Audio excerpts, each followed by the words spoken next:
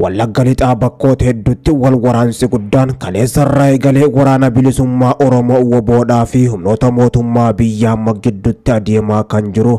Wallagga lixaa aanaa Jaarsoo dabalatee lolli meeshaa gurguddoodhaan dabalame addoota waraana hedduutti gaggeeffamee jira. Lola kana waraanni bilisummaa Oromoo WBOn waraana mootummaadhaa konkolaataa hedduu dhukaatu rookeetii RPG7 jedhamuun haleeluudhaan waraanicha guutumatti barbadeessee jiraachuunis himamee jira. Waraanni bilisummaa Oromoo WBOn daandii gurguddaa gara lixa Oromiyaatti geessu ammoo guutumattuu kan to'ate waraana mootummaa marfata isaa keessa galfachuudhaan kanneen WBO loluudhaaf konkolaataa waraanaa 17 imalarra turan WBOn daaraa botara godhee jiraachuun himamee jira. Lolli guddaan lixa Oromiyaatti gaggeeffamaa ture kun mootummaa Abiyyi Ahmadis akka malee naasisee jira. Humnoonni mootummaa konkolaataan 17 tokko otoo nafin ammoo WBOdhaan akka baala mukaatti kan harcaafaman waraanni mootummaa rukutamuun dura qaama waraana bilisummaa WBOdhaaf odeeffannoo dabarsee kennuutu jira jechuudhaan wal shakkiin ajajoota waraanicha ergan gidduuttis uumamee jiraachuun himamee jira. Ajajaan humna waraana Itoophiyaa Fiild Maarshaal Biraanuu Juulaadhaa lixa Oromiyaa jechuun qilee gurraattiidha waraana keenya nyaachuu malee humna keenya dadhabsiisuu malee bu'aan lola kanaan lixa Oromiyaatti arganne tokkolleen hin jiru jechuudhaan guyyaa har'aan tana walgahii qondaaltota waraana olaanoo wajjin gaggeessa irratti dubbachuusaa qondaalli mootummaa tokkos himanii jiru.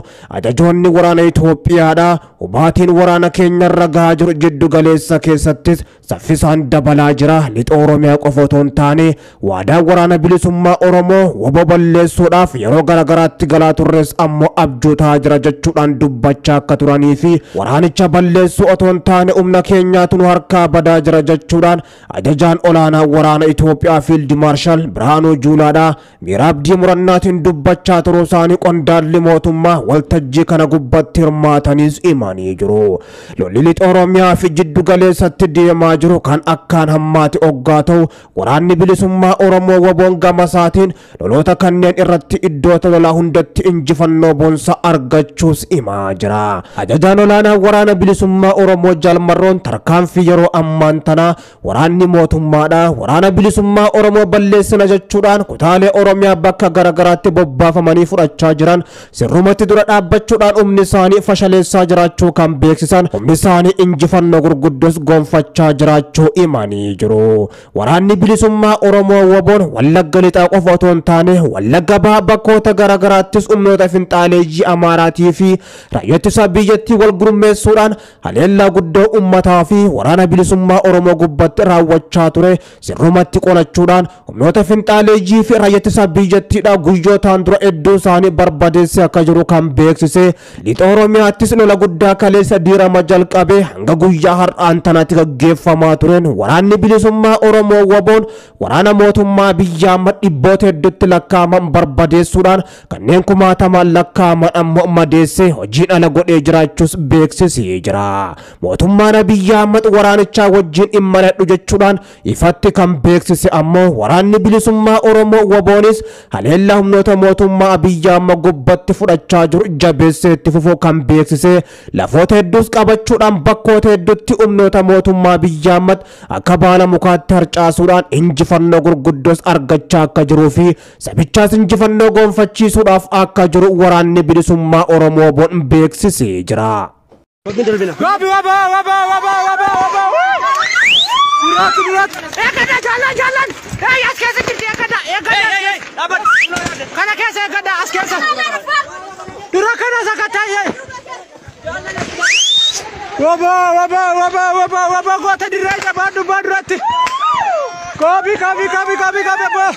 Injifannoon kan keeti kabi nukasin asii qoy jabaadhu eeggadha as keessa namni teette eeggadha yaalaa nukasin kun as keessa namni teette eeggadha as keessa jirti rukuti boodiidha boodaayi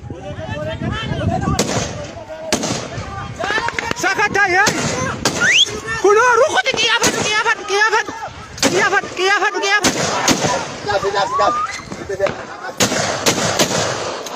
harkaan qabee sakatay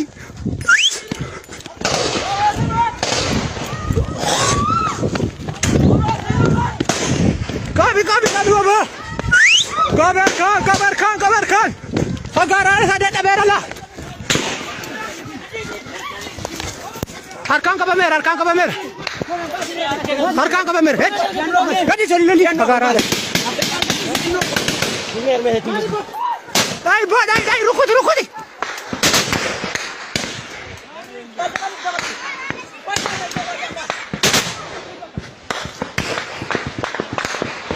Ekad inme ekad. Haye. Ekad.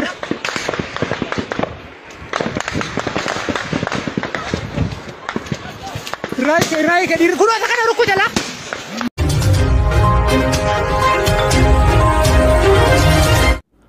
Ammas viidiyoon makalaakiyaan Itoophiyaadha. Yuunifoormiin addunyaan ittiin isa beeku uffate nama nagaa uffannaa siviilii uffatee jiru dugdaan cibsee ableedhaan mormasaa yeroo gorra'u mul'isu bahee dheekkamsa jabaa uumee jira. Viidiyoon miseensonni makalaakiyaadha nama siviilii gorra'an miidiyaa hawaasaarra naanna'aa jiru kan nama suukanneessuudha. Akka dhaga'ametti ammoo bakki wanni kun itti raawwate Oromiyaa godina Gujii Lixaa aanaa Bulee Horaadha.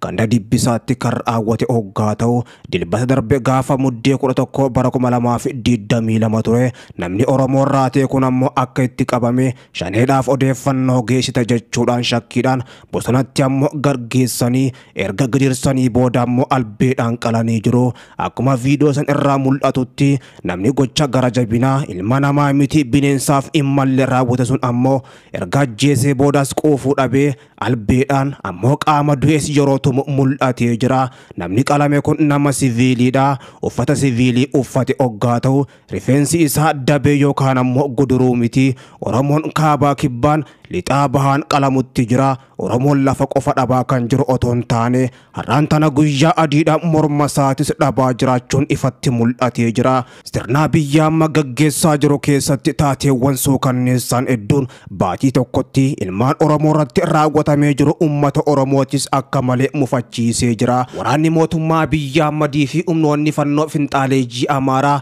Oromiyaa bakkoota garagaraatti maqaa waraana bilisummaa Oromoo woboon loluudhaaf bobba'an ammoo uummata Oromoo qulqulluu gubbatti badii tokko malee gocha suukanneessaa raawwachuu itti fufanii jiru. Kunis ammoo dheekkamsa jabaa uumuudhaan torbaanotaaf hiriirri guddaan guutuu biyyattii keessattuu Oromiyaa bakkoota garagaraatti gaggeeffamaa kan ture ammallee otoon dhaabbatiin itti fufee kan jiru hoggaa ta'u viidiyoo yeroo ammaan tanaa nama ajjeesanii morma yeroo isaa mura mul'isu kunis uummata Oromoo biratti mufii guddaas uumee jira. Gocha kana ammoo raawwachaa kan tures humna mootummaan Abiyyi Ahmad Oromiyaatti bobbaase irra ittisa biyyattiidha hoggaa ta'u kan kanaan dura ammoo Wallagga Bahaa keessatti fannoodhaan raawwatamee fi kunis tokkuma ta'uudhaan mul'atee jira.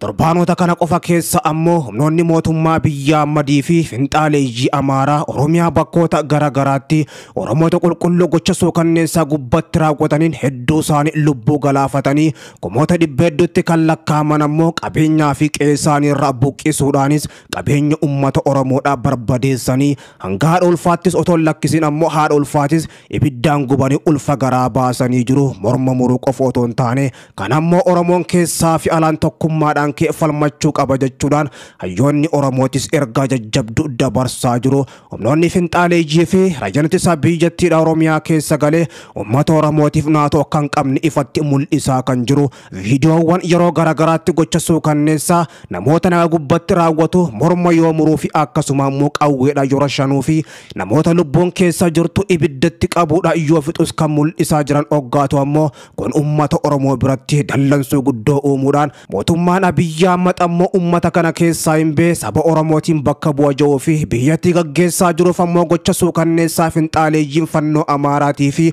humni raajaa ittisa biyyattiidha Oromiyaa keessatti raawwataa jiran kanas dhaabsisuu hin dandeenye. Mootummaan Abiyyi Ahmad bakka numbuu jechuudhaan guutuu Oromiyaa keessa yeroo ammaan tana uummanni Oromoodha mormii isaanii dhageessisuu kan itti fufan ammoo Oromoon cufti shanee akka ta'ee fi ABO shaneen ammoo Oromoo akka ta'e mootummaan Abiyyi Ahmad nuuf mirkaneessee jira. Maqaa ABO shanee joon ammoo namoota nagaa akka ajjeesaniif humnoota isaatii fi finxaaleeyyiidhaafis ammoo ajaja kenneefii jira. Akka isaan saba kana lafa qofarraa buqqaasan osoo hin taane ammoo morma isaanii illee muran mootummaatu hayyameef jechuudha. Yeroo ammaan tana cunduura naannoo Oromiyaa Shimallis Abdiisaa dabalatee Abiyyi Ahmad gubbattis komiin gurguddoon ka'aa kan jirtu. Oromoon keessaa fi alaan tokkummaadhaan kee gocha kan ofirraa qolachuu qaba. Gocha kan ofirraa yoon qolanne ammoo waan isatti as deemu fudhatee morma isaa dhabee buluudhaafis of qopheessuu qaba jechuudhaan hayyoonni Oromoo biyya keessaa fi alaa ergaa jajjabdus dabarsaa jiru.